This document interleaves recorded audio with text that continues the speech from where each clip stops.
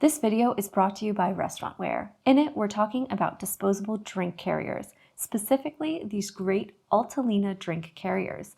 They come in 2, 4, and 6 cup sizes, and we also have a cute little sunrise style that comes in a 2 cup size. And the sunrise has a little bit of a more aesthetic feel. It'll really show off the drinks inside, and the drinks themselves, when they fit down in those little round slots, will help hold it in place with their weight. All of these come with great little cutouts for handles, and the 2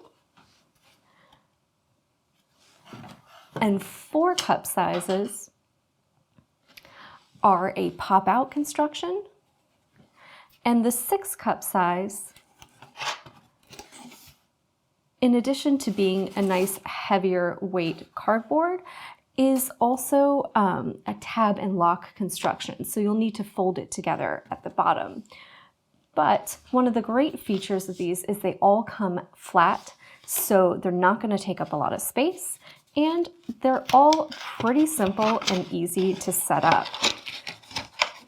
So a nice quick pop-up, and you're ready to put some drinks in there, and all you have to do is punch out the little handle and they're ready to go.